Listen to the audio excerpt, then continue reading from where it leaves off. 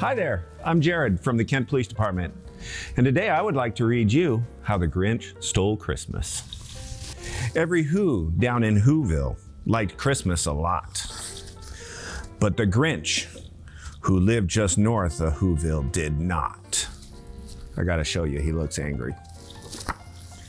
The Grinch hated Christmas, the whole Christmas season. Now please don't ask why. No one quite knows the reason. It could be his head wasn't screwed on just right. It could be, perhaps, his shoes were too tight. But I think the most likely reason of all may have been that his heart was 2 sizes too small. But whatever the reason, his heart or his shoes, he stood there on Christmas Eve, hating the Whos, staring down from his cave with a sour, grinchy frown at the warm lighted windows below in their town. For he knew every Who down in Whoville beneath was busy now hanging a mistletoe wreath. And they're hanging their stockings, he snarled with a sneer. Tomorrow is Christmas, it's practically here. Then he growled with his Grinch fingers nervously drumming, I must find some way to stop Christmas from coming. Why would he do that? For tomorrow, he knew, all the Who girls and boys would wake bright and early. They'd rush for their toys. And then, oh the noise, noise, noise, noise. That's one thing he hated, the noise, noise, noise. When the Who's young and old would sit down to a feast, and they'd feast, and they'd feast. They would feast on Who pudding and rare Who roast beef, which was something the Grinch couldn't stand in the least. And then, they'd do something he liked least of all. Every Who down in Whoville, the tall and the small, would stand close together with Christmas bells ringing. They'd stand hand in hand, and the Whos would start singing. They'd sing and they'd sing, and they'd sing and they'd sing. And the more the Grinch thought of this Who Christmas sing, the more the Grinch thought, I must stop this whole thing. Why, for 53 years, I put up with it now. I must stop Christmas from coming. But how?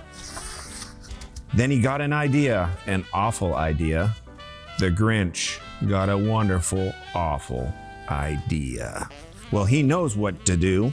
The Grinch laughed in his throat, and he made a quick Santa Claus hat and a coat. And he chuckled and he chuckled. What a great Grinchy trick. With this coat and this hat, I look just like Saint Nick. All I need is a reindeer. The Grinch looked around. But since reindeers are scarce, there's none to be found. Have you seen a reindeer? Did that stop the old Grinch? No.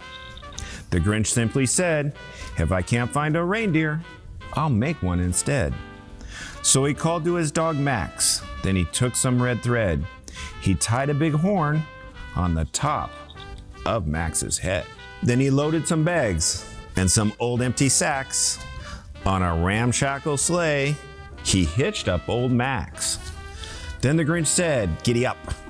And the sleigh started down towards the homes where the Who lay a snooze in their town. All their windows were dark, quiet snow-filled air. All the Whos were all dreaming sweet dreams without care. When he came to the first little house on the square, this is stop number 1, the old Grinch Claus hissed, and he climbed on the roof, empty bags in his fist. Then he slid down the chimney, rather tight pinch, but if Santa could do it, then so could the Grinch.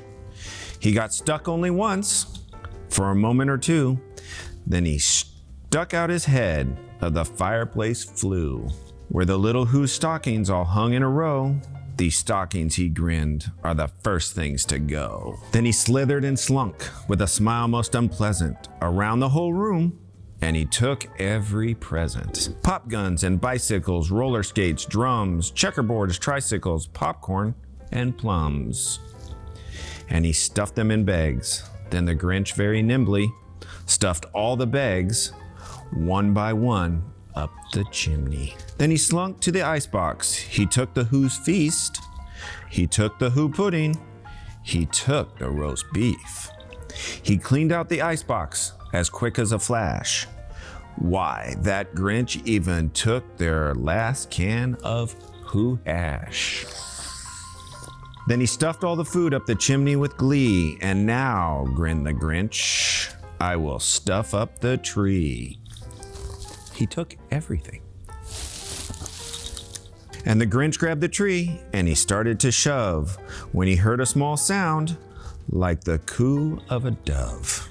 He turned around fast, and he saw a small who, little Cindy Lou who was not more than 2. The Grinch had been caught by this tiny who daughter, who'd got out of bed for a cup of cold water. She stared at the Grinch and said, "Santa Claus, why? Why are you taking our Christmas tree? Why?" She caught him. But you know that old Grinch, so smart and so slick, he thought up a lie, and he thought it up quick. "Why, my sweet little tot," the fake Santa Claus lied, "there's a light out on this tree that won't light on one side. So I'm taking it home to my workshop, my dear. I will fix it up there, then I'll bring it back here." And his fib fooled the child. Then he patted her head, and he got her a drink, and he sent her to bed. And when Cindy Lou Who went to bed with her cup, he, the Grinch, went to the chimney and stuffed the tree up. Tricky. Then the last thing he took was the log for their fire. Then he went up the chimney himself, the old liar.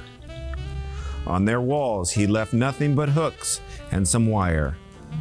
And the one speck of food that he left in the house was a crumb that was even too small for a mouse. Then he did the same thing to the other whose houses, leaving crumbs much too small for the other whose mouses. Not very nice. It was 1/4 dawn, all the who's still in bed, all the who's still a snooze, when he packed up his sled.